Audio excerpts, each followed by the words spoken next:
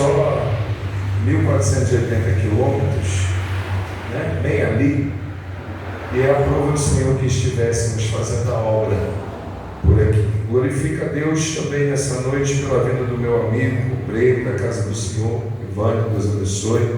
Falou que ia vir aqui para adorar a Deus junto com a gente, né? Deus nos apresenta pessoas que o Espírito testifica, né? Então glorifica a Deus pela vida dele. E eu tenho uma palavra de Deus para a sua vida aqui nessa noite, amém? Amém? Diz assim o texto: poucos dias depois, tendo Jesus entrado novamente em Cafarnaum, o povo ouviu falar que ele estava em casa. Então muita gente reuniu ali, de forma que não havia lugar de junto à porta, e ele lhes pregava a palavra. Vieram alguns homens, trazendo-lhe um paralítico, carregado por 4 deles.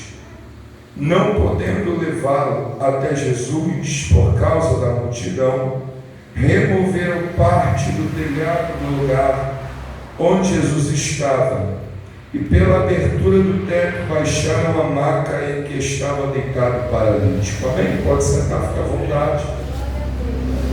Eu quero aproveitar a oportunidade e pedir meu amigo que bate papo com a guitarra, porque essa guitarra fala, mano. Estava ali sentado, eu falei, meu Deus do céu, eu tenho certeza que ele está entendendo o que a guitarra está falando. Eu já vim tocar guitarra, agora conversar com ela, igual ele conversa ali, eu não vi não, primeira vez. Vai fazendo aquele fundo, que é anestesia para Jesus operar. Olha o que estou falando. Rapaz, meus irmãos, eu vou ser bem breve, porém meu objetivo naquilo que Deus pôs no meu coração nessa noite. Quando nós falamos de milagres feitos pelas mãos, pelo poder da palavra de Jesus, é verdade que faltaria tempo, dias, horas e livros que pudéssemos ter e usar para poder narrar todos os milagres. E essas palavras não são minhas. Essas palavras é de quem andou, caminhou e viveu com Jesus parte da sua vida. Estou falando de João, quando ele escreve o Evangelho, no último capítulo, João vai fazer questão de deixar isso claro. E ele diz que, se fosse escrever e catalogar todos os feitos, todos os milagres, faltaria livros de modo que pudesse contá-los.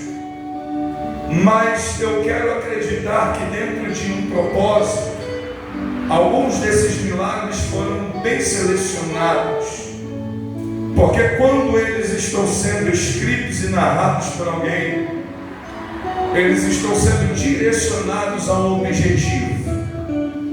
E quando Marcos escreve o capítulo de número 2, algo vai me chamar a atenção. E a primeira coisa que me prende no texto não é o milagre em si, mas quem está contando o milagre. Porque quem está falando acerca desse milagre não estava lá presente. Quem está escrevendo esse milagre não viu com os seus próprios olhos. Como assim, pregador? É isso mesmo. Marcos não foi testemunha ocular de Cristo. Ele não fez parte do ministério de Jesus. Marcos não estava ali. Mas o fato dele não ter visto não traz importância. Porque quando você lê a segunda carta do apóstolo Paulo, escrita a Timóteo, na sua última prisão, ele vai escrever e vai dizer assim: apressa-te em vir ter comigo, porque Demas me desamparou amando o presente século. Apenas Lucas está comigo. E Paulo vai dizer: traz também contigo Marcos, porque me é muito útil para a obra. E o Marcos que Paulo está falando é o mesmo Marcos que escreve este Evangelho. Então quer dizer que o fato dele não ter sido um dos 12 não tira a importância que ele tem para a obra de Deus. Pastor, não entendi.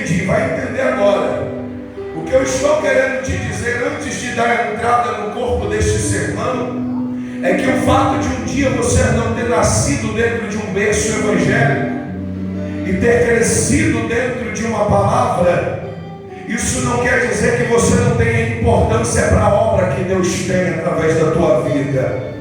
Há um tempo determinado. Então, quando Marcos começa a narrar o texto do capítulo de número 2, o que chama a atenção é a história que está sendo dita. E ele vai ser bem categórico em dizer que mais uma vez Jesus entra em Cafarnaum e estava em casa. A verdade é que Jesus não é oriundo, não é nascido dentro desta cidade, mas devido a uma profecia que havia sido liberada, Jesus escolhe Cafarnaum para a sua habitação por um determinado tempo. E Cafarnaum é uma das cidades marítimas que dá acesso a demais cidades vizinhas.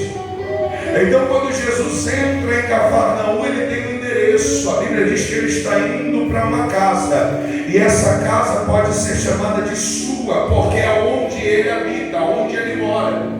Eu não posso afirmar se alguém lhe deu, se alguém lhe emprestou, se alguém construiu para ele, porque isso a Bíblia não vai dizer. Mas vamos nos deter aos fatos que de fato está aqui na palavra. A Bíblia diz que Jesus está em casa, e quando ele põe o pé na casa, a casa enche. Oh, glória! Jesus está entrando numa cidade, mas ele não está indo para qualquer ambiente. A Bíblia diz que quando ele chega num lugar, ele entra na casa. Oh, glória!